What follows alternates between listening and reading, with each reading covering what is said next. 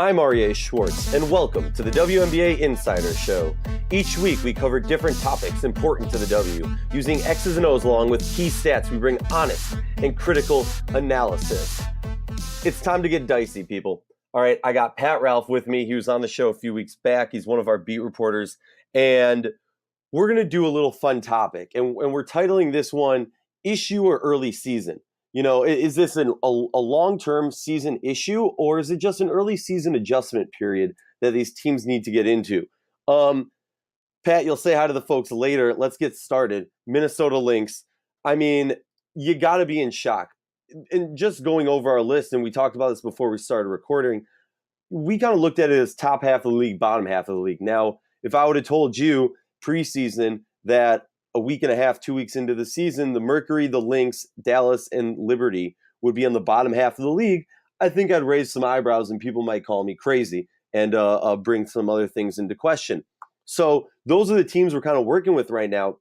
And starting with the Lynx, the team that everyone's shocked with, I mean, they're sub 500. They are just not looking good, to be quite frank. Now, I say that with an asterisk. Their starting five, in my opinion, is still the best starting five in the league and has played that. Now, I don't think it's fair, and everyone might disagree or say that it's overplayed, but Lindsay Whalen, you can't expect her to be the same type of player that she's always been with the amount of prep that she does, especially in this condensed season with her new job that she's taken on. I don't know how big of a storyline that is because I still truly believe that Lindsay has been playing one of the more solid of their starting five. I'm going to throw some attention towards two things specifically with the Lynx. One is, and I don't know how to properly. All right, Pat, stick with me for one more moment. Sorry, you'll get in here, I promise.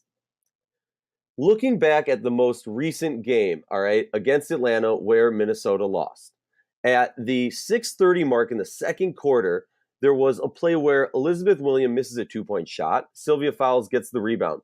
Sylvia haphazardly passes the ball. McCautry makes a steal, makes a 2-foot pull-up jumper. All right. Now, it's not necessarily the pass, even though it was a casual flip. But the part that bothered me more was how the team reacted, the awareness of position, no plan, no readiness. The Lynx have always been a team that we're always 2 steps ahead, and we're always very methodical and just like, I mean, you'd see them on the court, and they were professional, as the best way to put it.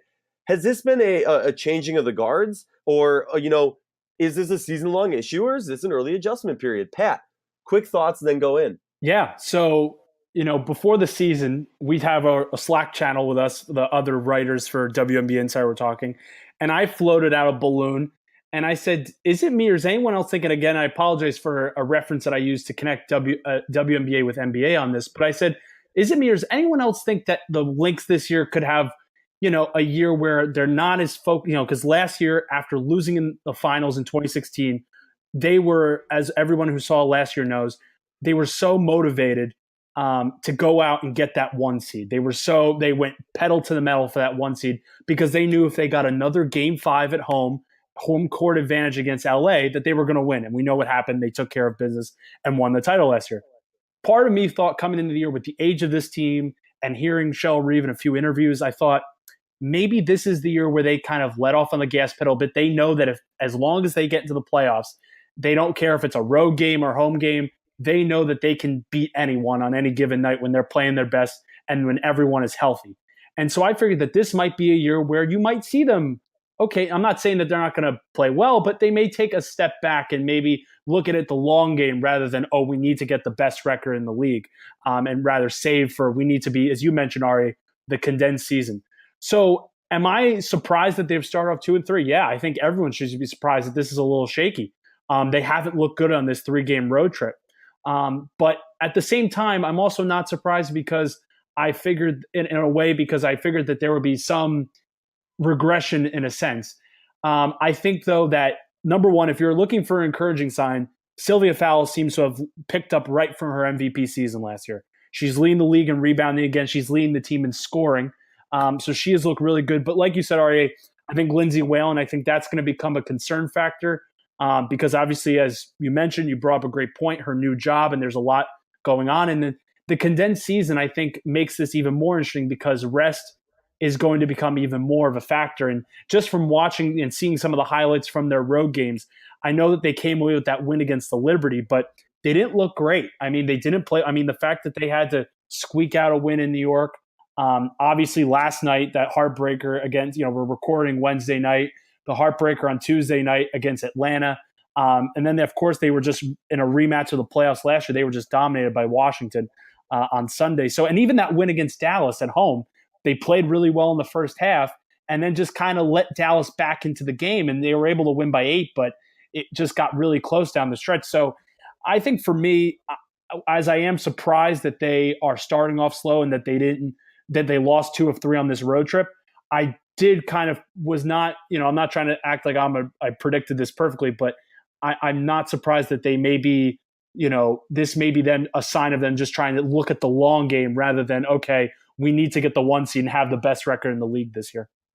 I'm going to say something. I've seen a lot of articles that have made a similar case, and I have not been as swayed as I just was by you, Pat. So props to you on that. Wow. Thank you. Yeah. No, honestly.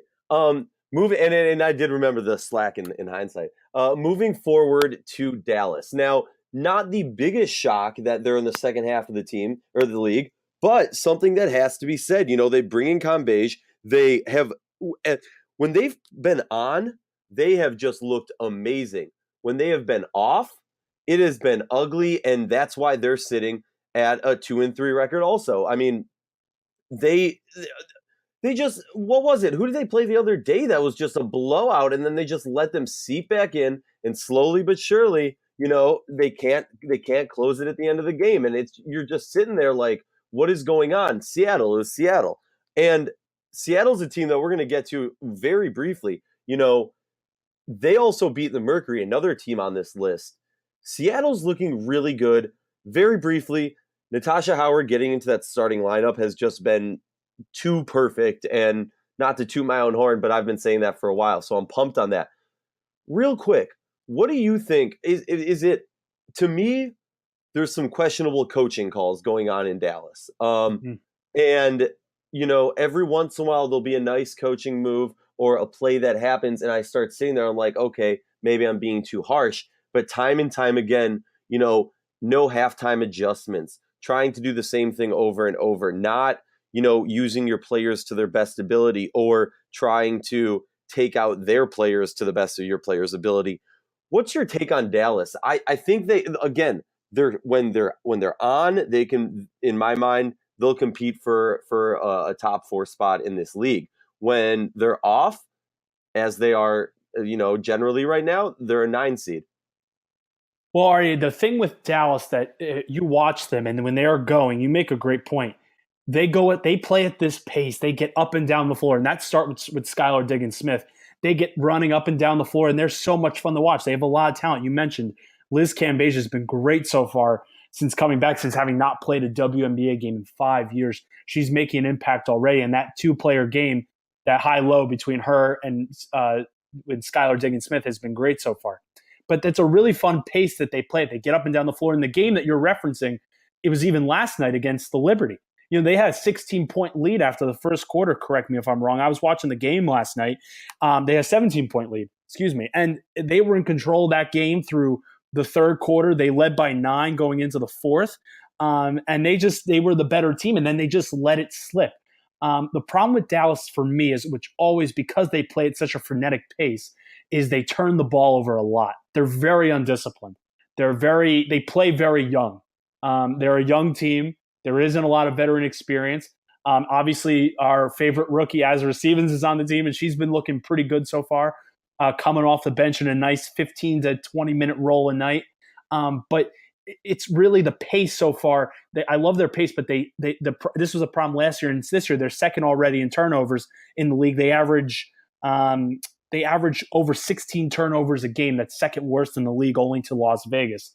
So for Dallas, for me, that's the biggest concern. And that, a lot of it goes to coaching. I know we've questioned coaching before with Dallas on this podcast with Fred Williams, whether this is the right fit. They just play very young and very frenetic all over the place, not very disciplined. And when you don't play disciplined, you're going to lose a lot of games that you should win. I completely agree. The biggest issues, and not to, I'm going to, spotlight Azrae Stevens hype train spotlight. All right.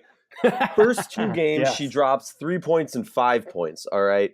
Now, that was 15 minutes and 18 minutes, respectively. But then she moves up, gets 9 points in the next game, then 5, and then 10 in this game against New York. What's really stuck out to me is what I've started to see in her early game, she looked comfortable. Okay. Her early 2 games. Then in the middle, I started to see a lot more just shooting the ball, getting the ball, putting it up. She needs to get to the paint. And a stat I really want to look at that's going to talk to me about her success of growth is how many free throws she's getting. Not necessarily makes, but attempts. Because we've talked about this a lot on the Insider. She is the type of player who can go high-low, who can really play any position. So to see her get down in the nitty-gritty and draw some fouls or pull a big out and then shake them and get a foul while she's driving because they have no other choice, that's what I want to see from her. So a quick stat to constantly be looking at to understand her growth as a player in this league has got to be free throw attempts. So I want everyone to pay attention to that. Completely agree with your analysis. Moving on to the Phoenix Mercury, a team that, to me, quite frankly, is an they're an I'll let you go first. What's your takes on Phoenix? So, yeah, you bring up Phoenix. They started off nicely. They got those 2 early wins, home against Dallas on opening night when Diana Taurasi hit her 1,000th career three-pointer. And then they got the win in Seattle, the road win in Seattle the following Sunday. So they picked up those 2 wins on opening weekend. They came back and they've lost 2 in a row now. They've got, we're recording this on Wednesday night. We're recording before they play Washington at home. So by the time you listen to this, Phoenix may be 3-2 or 2-3. So we don't have that result factored in here, but they lost in the back half of the home and home to Seattle at home. They got blown out 87-71. It wasn't even close. Seattle just shot the ball really well. And then they lost a brutal game on Sunday in Los Angeles to the Sparks. A game, honestly, they should have won. They had the lead starting the fourth quarter on the road in LA and just got pummeled in the fourth. I think they got outscored. I think it was 18-7 in the fourth period. I could double check that here. Yeah, they got outscored 18-7 in the fourth period. So for Phoenix right now, the big question coming into the year, and I've been harping on this, is the role players and the defense. So far, role players wise has been really good, and really DeWanna Bonner. I talked about this last week when we did the podcast already, that I thought she is really the third wheel to go to. But the problem for Phoenix has been the defense. I mean, Seattle just had one of those nights where Seattle just shoots the ball really well, and Phoenix just played terrible defense. It was just a bad night for them on the defensive end. And then Phoenix played very poorly defensively in the second half against Los Angeles on Sunday. So that's the biggest concern for me right now, is what they're doing on the defensive end, because if they're not defending, they're not going to win. And obviously they've got a test in Washington on Wednesday. They've got a big game on the road against the Lynx on Friday night. I think that's going to be a tough one because it'll be the Lynx' first home game in a while. So they're going to be motivated to come back and win with how they've played on the road. So far, for Phoenix, Brittany Griner's leading the team in score with 19 points a game. She's been playing well. Diana Taurasi's playing well. They're getting good individual contributions, but defensively is where they're struggling right now. And that's going to be a big thing to see in what they do against Washington Wednesday night, when most people will be listening to this podcast, and then on Friday when they take on Minnesota. Yeah, it's going to be interesting. It's going to be a nail biter for them in a lot of these games. For me, the Mercury, like you said, it's about the role players. Bonner has been amazing and kind of created this old age movement, if you will. She's looking young though, so revitalized movement. The combo of her and BG down low and then having Taurasi out there means there's really not a lot of need for, not necessarily need, but it's just not that hard of a job. I don't want to minimize it, but they have the utilities and they have the players to really fill that role. And so I just need, as a Phoenix person, I need them to start stepping up and, like you were saying, playing that solid defense, showing some things that we haven't seen yet before. Too much I'm seeing Griner get hedged out. And I don't know if that's a play call or people are just drawing her out. She has that ability. but you got to use those lanky arms, that wingspan, to just completely control the paint and not allow anybody down there. And especially against a team like Seattle, I know it's really tempting to hedge out, because Stewie's hedging out probably a lot, and then Griner can hedge out a little bit, and they have short players, so you want to get out there because you can get a lot of easy blocks. I get that, but you got short players, which means if they're coming down low, it's even easier to get a block, because then you got that angle. And you bring up a good, and Ari, I know you've brought this up, and I wanted to bring this up to you, is that one of the frustrations I know you've had about Griner, and then from watching, and after you brought this up one time we were having a conversation, I've been kind of trying to watch this closely when I've watched Mercury play, is her rebounding. And for someone who's 6'8", plays center, you think for someone of her defensive and offensive prowess, she'd be a great rebounder. And yes, she's second on the team behind DeWanna Bonner in rebounding, and we could go on for hours about how impressed, like you just said, we are with DeWanna Bonner and her role on this team.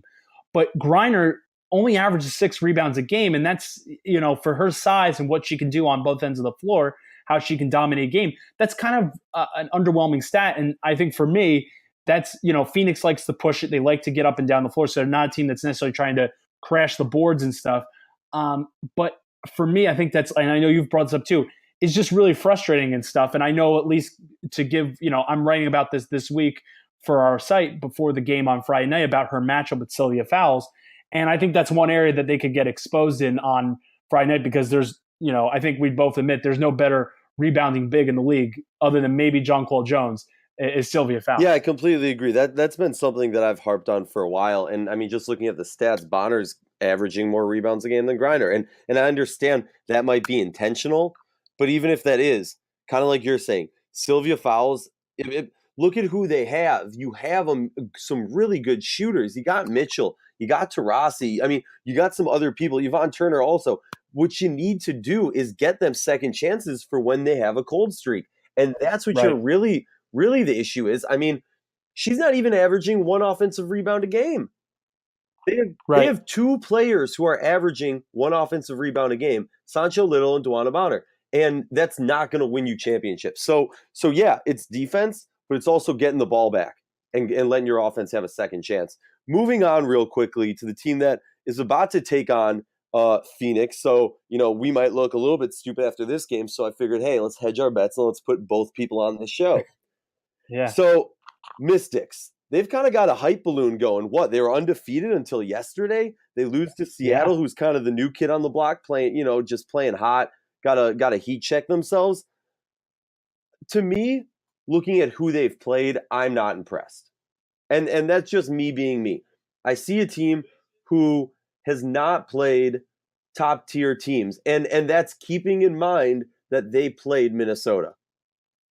Because Minnesota's not playing like a top tier team. We just spoke about that, all right? And they pulled it out against Minnesota. And many people say, oh, EDD. I'm going to take it a step further. Without their bench, and I think Coach Tebow would agree with me on this, just based off of the press conferences I've seen and that I've heard speaking to him, that the bench and the youth has been playing than the starters. And that's great and dandy, and that's great for the future of this team. But for me to be impressed by the Mystics, that I need to see something from the starters. And I haven't seen something from the starters that tells me they can compete against the top teams in this league. Yeah, with the thing that's the first thing to kind of deflate their balloon, I guess, so to say, is that they've beaten teams they should beat. I mean, let's look at their 4 wins. They've beaten the Fever twice, who we've started off and we've talked about as one of the bottom 2 team in this league, who I think everyone will admit is not going to be going to the playoffs this year. And they beat the Aces, who, again, a team that no one is expecting to be going to the playoffs this year. So that's 3 wins, 2 at home, that they should no question have. Minnesota is the one that I think everyone is got their eyes wrapped on, like you said. And like you mentioned, everyone's talking about, Elena Delandon, only 4 points, didn't have a great game and they won by 12. For me, and I've said this, I believe I said this last week on the podcast when we did our team breakdowns from opening weekend. And I said this last year when Washington beat New York in the playoffs, is that the key for them, I've always felt, is Kristi Tolliver. When Kristi Tolliver plays well and she shoots well from 3, because she loves to, she's a great 3-point shooter. When she's hitting those shots, Washington gets going. That's the key. For me, I'll be honest, I'm guilty. I did not pick Washington to make the playoffs this year. I probably look really dumb right now, and people are gonna flag me for it and can hit me over the head for it. But like, I've never been a fan of their roster. I am excited with, like you mentioned, Arya. We talked about the bench. You get a great bench production against Minnesota on Sunday, and Washington has not really had that go-to option off the bench. They're very top heavy, and I thought the loss of Emma Meeseman this year, Herb not coming over to the States to play for the Mystics, would really hurt them, and that may come to be true when we get later into the season, this condensed 2018 campaign.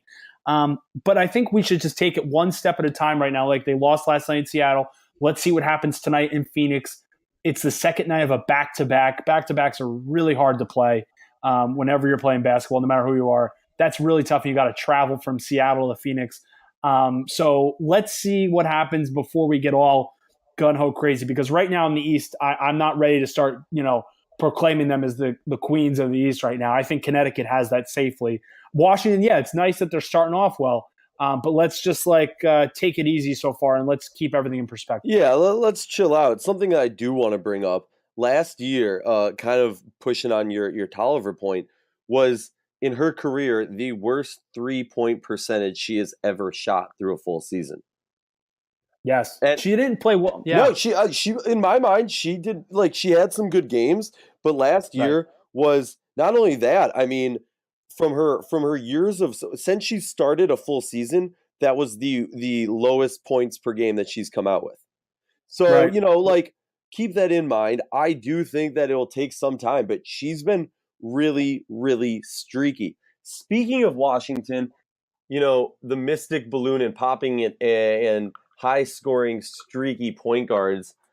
Let's talk about Ivory Latta real quickly, because she's a player that I think the Lynx should have considered. And I don't know what happened or what has happened, but obviously I've taken a lot of flack for being critical of the D-Rob trade and bringing back Tanisha Wright. Because to be quite frank, I don't think either of them have played very well or gelled in. That might be an early season issue, but to me, it's a lot more. To me, I haven't seen sparks. Now, granted, D-Rob has shown me sparks in a game that I said before the game against the Liberty. The Lynx, this is a game where D-Rob can excel. The Liberty are horrible in transition, and D-Rob can be that transition piece that just disrupts the other team. But so can Ivory Latta. I know she's not signed to a team. I know there's some injury concerns. I know she's kind of tapered off from her glory days. But to me, that's literally the skill set and the type of player that not personality wise, I think she could fit a similar role to what Renee Montgomery had on the Lynx, and she just has that it factor. So not to harp on it too long, I'll let you get a brief thought about that, Pat, and then let's move on to your other beat team, the New York Liberty. Well, you make a great point, Arya, and we've talked about this, and this is definitely going to be a concern with the Lynx this year.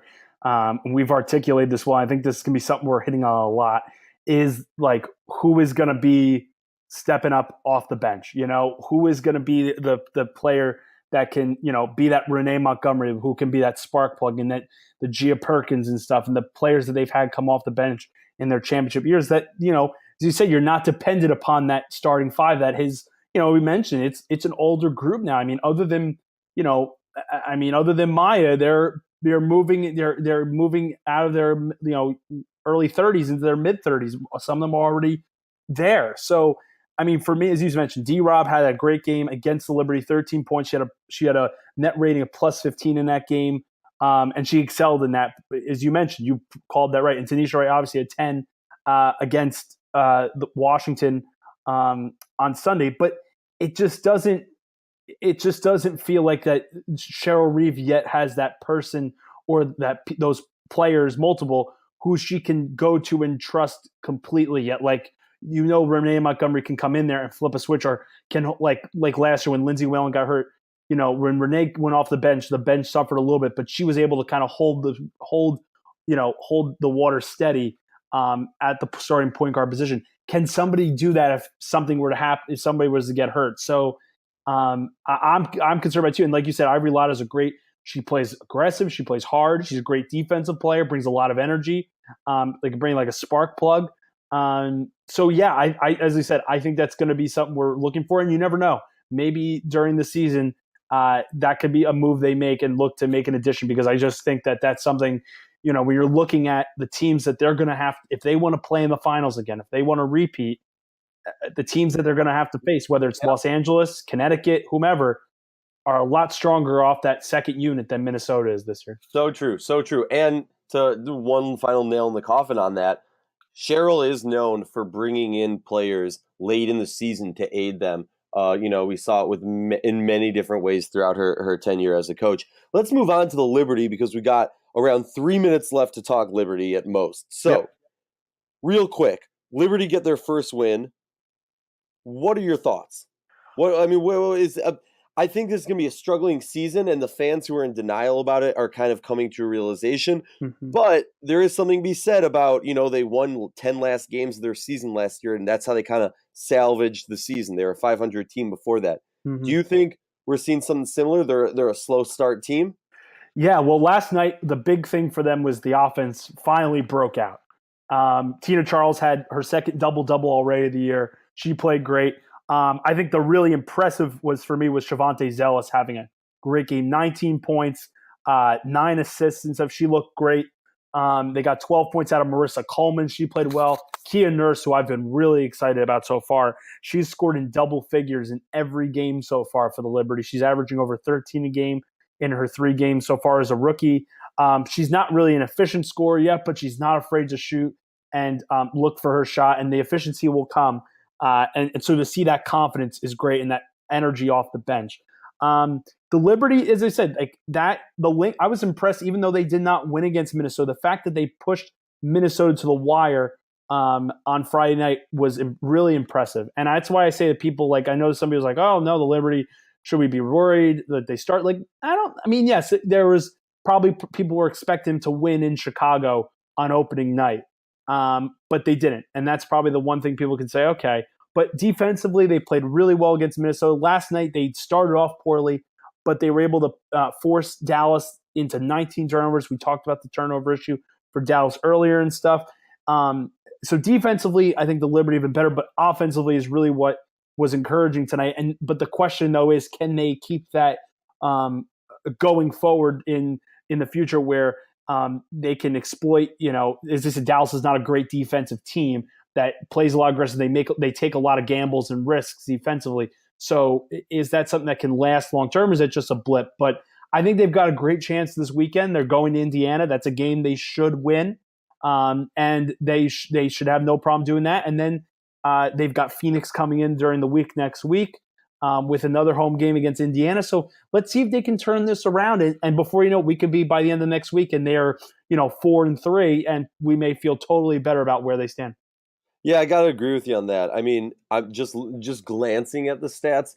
Tina Charles is in mid-season form, and I've been going on about Jewel Lloyd being the early season MVP, and Tina Charles is right there up with her. On top of that, underrated. Kia Nurse is their second leading scorer. So, she's somebody who a lot of people are overlooking in this Rookie of the Year discussion. Even Jordan Canada is getting some attention, but she's someone who's really stepped in and picked things up. She's not starting, but she's coming off the bench and she's getting around, 25, 30 minutes a game somewhere in that zone. So that's impressive. And I love how Katie Smith is integrating the young players. Sad to see Mercedes Russell go. That was somebody who I know the New York was hyped about, but excited to see what she can do on Seattle because her season ain't over. I know we're out of time for this episode, Pat, but it was an amazing episode. I'm so happy to have you on here. We're going to have to get you back on and talk a little bit more about this. We might have a fire round every once in a while. Everybody, as you know, this was the WNBA Insider Show. Each week we cover different topics important to the W using X's and O's, key stats, bringing honest and critical analysis.